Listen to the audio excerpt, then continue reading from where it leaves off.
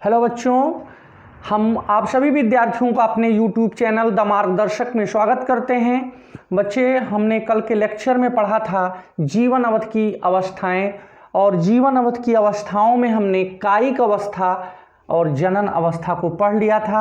आज हम लोग जो है पढ़ने वाले हैं जीर्णावस्था, जिसको हम वृद्धावस्था के नाम से भी जानते हैं। तो बच्चों, आज हम ये जानने की कोशिश करेंगे कि आखिर जीर्णावस्था या वृद्धावस्था किसी भी जीवधारी में क्यों आती है। तो आप सभी लोग जो है उपापचय का नाम तो सुने होंगे। उपापचय, मेटाबॉलिक रिएक्शन, क्या बोलते हैं बच्चों? Metabolic reaction. मेटाबॉलिक रिएक्शन को सुने ही होंगे, उपापचयी क्रिया। अब शरीर में दो तरह की क्रियाएं हो सकती हैं, या तो निर्माणकारी या तो विघटनकारी। कौन कौन सी दो क्रियाएं? निर्माणकारी, निर्माणकारी, अथवा बच्चों विघटनकारी, विघटनकारी। या तो सेल बनेंगी, टिश्यू बनेंगे, या तो टिश्यू बिगड़ेंगे, सेल बिगड़ेगी, मतलब उनका विघटन होगा या तो उनका निर्माण होगा। तो कहने का मतलब कि ये जो वृद्धावस्था है एक ऐसी स्टेज है जिसमें हमारे शरीर के जो कार्यकारी अंग होते हैं वो सुप्त हो जाते हैं। कहने का मतलब वो कार्य करने में अक्षम हो जाते हैं, सेल डिवीजन पर प्रभाव पड़ता है, टिश्यू का निर्माण नहीं होता है, नए अंग का निर्माण नहीं होता है, और ये सब सारी चीज़ें सम्मिलित रूप से किसी भी जीवधारी में बुढ़ापा लाने के लिए उत्तरदायी हैं। तो ये निर्माणकारी जो घटना होती है, अवस्था होती है, इसको एनाबॉलिक कहते हैं।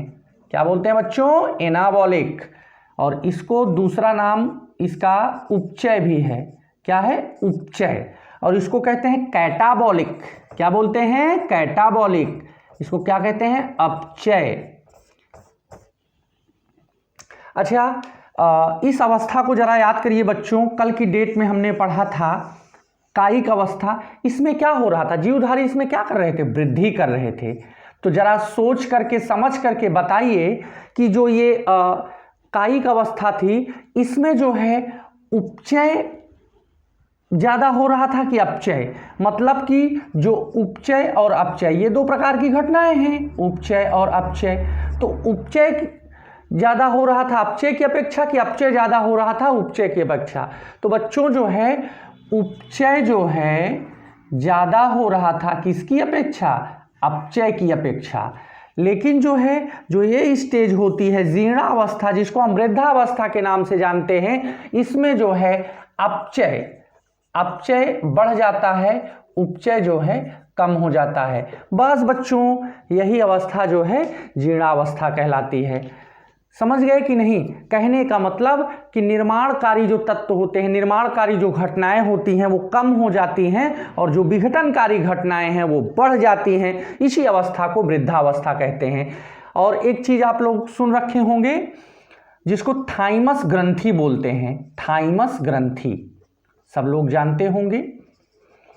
ऐसा माना जाता है कि वृद्धावस्था में जो थाइमस ग्रंथि होती है वो कमजोर पड़ जाती है। थाइमस ग्रंथि जो है धीरे धीरे शरीर से विलुप्त होने लगती है। इसके कारण भी जो है बुढ़ापा आता है। थाइमस ग्रंथि के कारण भी बुढ़ापा आता है। तो आज हम लोग ये जाने कि किसी भी जीवधारी के शरीर में ये जो वृद्धावस्था है, ये जो है सबसे लास्ट स्टेज है, और ये क्यों आती है। तो कुल मिला के जो है ये खत्म हुआ पोर्शन। अब हम आगे बढ़ेंगे और जानेंगे कि लैंगिक जनन की कौन कौन सी अवस्थाएं होती हैं। लैंगिक जनन की अवस्थाओं के बारे में पढ़ेंगे। और ये अब यहाँ से जो है ये चैप्टर जो है बड़ा बढ़िया होने वाला है आगे। तो यहाँ पे लैंगिक जनन की अवस्थाएं, स्टेजेस ऑफ सेक्सुअल रिप्रोडक्शन, लैंगिक जनन की अवस्थाएं, लैंगिक जनन की अवस्थाएं।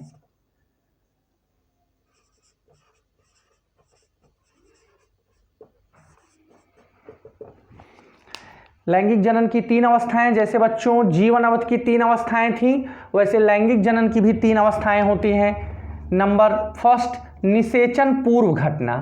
निषेचन पूर्व घटना, निषेचन पूर्व घटना। दूसरी घटना निषेचन, जिसको इंग्लिश में क्या बोलते हैं, फर्टिलाइजेशन। नर एवं मादा के परस्पर संयुगन को निषेचन कहते हैं, आप पूर्व की कक्षाओं में पढ़ चुके हैं। नंबर थर्ड है निषेचन पश्च घटना। निषेचन पश्च घटना, निषेचन पश्च घटना, निषेचन फर्स्ट घटना। अच्छा स्टूडेंट, आप ये तो जानते ही होंगे कि जो लैंगिक जनन होता है, लैंगिक जनन, इसमें क्या होता है, युग्मक का निर्माण होता है। युग्मक का निर्माण होता है, मतलब जो मेल होते हैं वो शुक्राणु बनाते हैं, उनमें शुक्राणुओं का निर्माण होता है। जो मादा होती हैं उनमें अंडाणु का निर्माण होता है। तो कुल मिला के लैंगिक जनन में 2 प्रावस्थाएं, युग्मक का निर्माण और ये जो है इसके बाद जो सेकंड इसकी अवस्था होती है युग्मक स्थानांतरण। मतलब स्पर्म को यानी कि शुक्राणुओं को कहाँ भेजा जाता है, अंडाणुओं के पास। तो इसको जो है गैमेट ट्रांसफर कहते हैं। इंग्लिश में क्या बोलते हैं बच्चों, गैमेट ट्रांसफर बोलते हैं। तो ये 2 अवस्थाएं इसमें होती हैं। और जब युग्मक का स्थानांतरण होता है, मतलब कि शुक्राणु और अंडाणु आपस में मिलते हैं, उनका समेकन होता है, उनकी सिनोगैमी होती है, तो ये कौन सी अवस्था आ जाती है बच्चों, निषेचन, जिसको क्या बोलते हैं, फर्टिलाइजेशन। और जब निषेचन होता है तो इसके बाद युग्मनज का निर्माण होता है। किसका निर्माण होता है, युग्मनज का।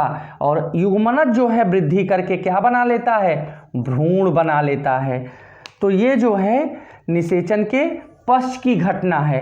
तो जैसा आप देख रहे हैं कि निषेचन पूर्व घटना में क्या होता है, निषेचन होता है, उसके बाद निषेचन के पश्च की घटना होती है, युग्मनज का निर्माण होता है, भ्रूण बनता है, भ्रूण से शिशु बनता है। तो ये सब सारी लैंगिक जनन की अवस्थाएं हैं। तो अब हम सबसे पहले निषेचन पूर्व घटना पढ़ेंगे। निषेचन पूर्व घटना में युग्मक का निर्माण और युग्मक स्थानांतरण पढ़ेंगे। जब युग्मक का निर्माण होता है और युग्मक बनते हैं तो इसको जो है युग्मक जनन भी कहते हैं। इस प्रक्रिया में क्या होता है, युग्मक जनन होता है। तो हम जो है अब अपने नेक्स्ट वीडियो में युग्मक जनन के बारे में पढ़ेंगे। और आप लोग जो है मेहनत से जो है मेहनत और ईमानदारी से बायोलॉजी पढ़ते रहिए। और ये फर्स्ट चैप्टर लगभग अपने समाप्ति की ओर है।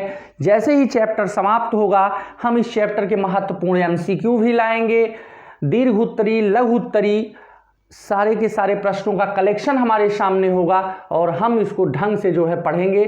तो अगर आपको जो है वीडियो अच्छा लगा हो तो इस वीडियो को लाइक एवं सब्सक्राइब जरूर करें स्टूडेंट। और जितना पीछे पढ़ाया गया है उसको दोहराते रहें। तो मिलते हैं स्टूडेंट नेक्स्ट वीडियो में, और उस वीडियो में हम पढ़ेंगे युग्मक जनन। तब तक के लिए सभी बच्चों को बहुत बहुत धन्यवाद। Good bye.